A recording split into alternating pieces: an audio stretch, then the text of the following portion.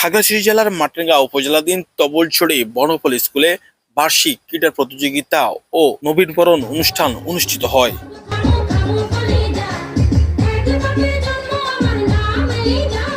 উক্ত অনুষ্ঠানে প্রধান অতিথি হিসাবে উপস্থিত ছিলেন মাটিরাঙ্গা উপজেলা বিএনপির সাংগঠনিক সম্পাদক মোহাম্মদ জিয়াউর রহমান জিয়া। বিশেষ অতিথি হিসাবে উপস্থিত ছিলেন তবলছড়ি ইউনিয়ন বিএনপির সভাপতি জনাব ইব্রাহিম। এছাড়াও ৩ নং ইউনিয়ন বিএনপির সভাপতি সহ উপজেলা এবং বিভিন্ন ইউনিয়ন থেকে আগত অতিথিরা উক্ত অনুষ্ঠানে বিশেষ অতিথি হিসেবে অংশগ্রহণ করেন। তবলছড়ি বনফল স্কুলটি ২০০৭ সালে তবলছড়ি ইউনিয়নের শেষ প্রান্তে ৩ নং বাজার সংলগ্ন এলাকায় সুন্দর এবং নিরিবিলি পরিবেশে স্কুলটি প্রতিষ্ঠিত হয়। প্রতিষ্ঠিত হওয়ার পর থেকে স্কুলটি সুনামের সাথে পাঠদান কার্যক্রম পরিচালনা করে আসছে বলে জানা যায়। বর্তমানে স্কুলটিতে ৩০০-র অধিক শিক্ষার্থী রয়েছে। তবে ২০০৭ সালে স্কুলটি প্রতিষ্ঠিত হলেও সরকারি উন্নয়নের ছোঁয়া দেখেনি স্কুল কর্তৃপক্ষ। তাই অনুষ্ঠানে আগত রাজনৈতিক নেতৃবৃন্দের নিকট স্কুলটির দিকে সুদৃষ্টি এবং উন্নয়নের দিকে নজর দেওয়ার জন্য আহ্বান জানান তবলছড়ি বনফল স্কুলের হেডমাস্টার জনাব মোহাম্মদ সুমন।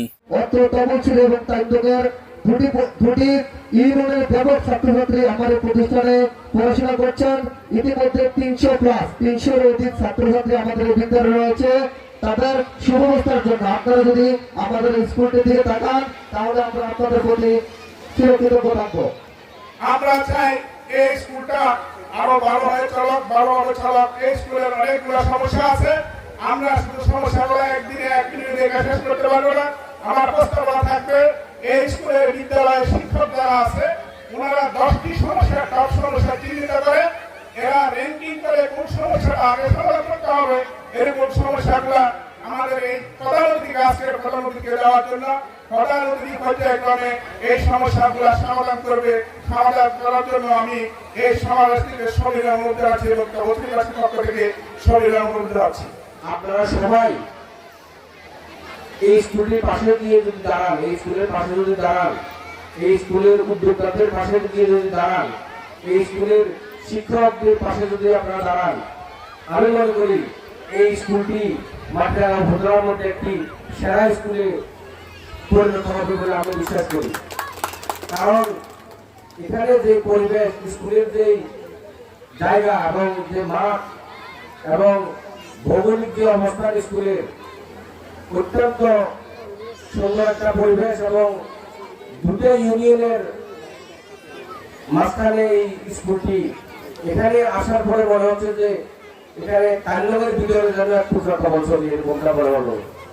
একেবারে কান্নন বাজারের কাছে, কিন্তু আমরা এই জায়গাটাকে কান্নন বলতে পারছি না, এটা তবলছড়ি বলতে হচ্ছে। তো এখানে তবলছড়ি স্কুল হলেও কিন্তু স্কুলটা সবচেয়ে উপকারভোগী হবে, সুবিধাভোগী হবে কান্নগের জনসাধারণ বা কান্নগের ছাত্রছাত্রীরা, কান্নগের শিক্ষার্থীরা। তবলছড়ি শিক্ষার্থীরা পড়ালেখা করতে পারবে, কিন্তু বেশি সুবিধা পাবে বা বেশি ছাত্রছাত্রী পড়ালেখা করার সুযোগ পাবে কান্নগের ছাত্রছাত্রীরা।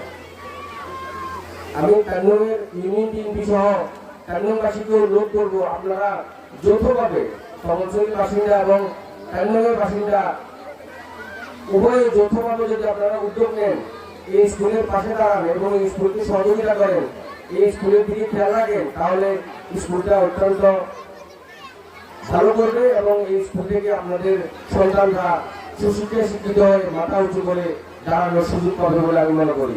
আমি এটাও লক্ষ্য করেছি যে এখানে লেখাপড়ার পাশাপাশি ছাত্রছাত্রীদের খেলাধুলার প্রতি, সংস্কৃতির প্রতি যে মনোযোগ, যে তাদের অভিজ্ঞতা, এটা অত্যন্ত প্রশংসার দাবিদার।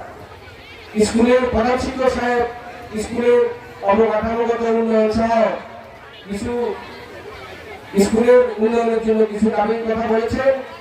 আমি স্কুলের প্রধান শিক্ষক সহ এখানে উপস্থিত অভিভাবকবৃন্দ সহ স্থানীয় নেতৃবৃন্দদেরকে আমি আশ্বস্ত করি এবং একটা অনুরোধ করবো, যে দাবিগুলো দিয়েছে এই দাবিগুলো আমি শুনেছি এবং মনোযোগ দিয়ে শুনেছি।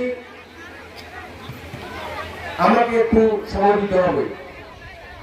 আজকে যেহেতু ওনারা বলেছেন, বিষয়টা আমি আরো একটু ভালোভাবে চিন্তা ভাবনা করে দেখি কি কি সিদ্ধান্ত নিলে বা কি করলে এই স্কুলটাকে অত্র অঞ্চলে ফুটিয়ে তোলা যাবে এবং এই স্কুলের অবকাঠামোগত উন্নয়ন করা যাবে, এই বিষয়গুলা আমি একটু চিন্তা ভাবনা করবো। আপনারা জানেন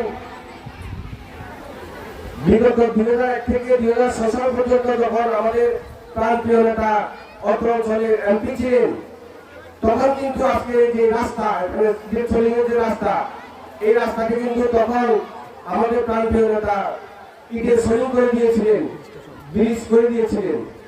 এরপরে আপনারা এখানে দেখতে পাচ্ছেন, এখানে স্কুলের পাশে বিশাল বড় ভাঙনের কারণে এই রাস্তাটি অনেকটা বন্ধের মতো, এখানে কোনো গাড়ি চলাচল করতে পারে না, মানুষ পায়ে হেঁটে চলাচল করতে হয়।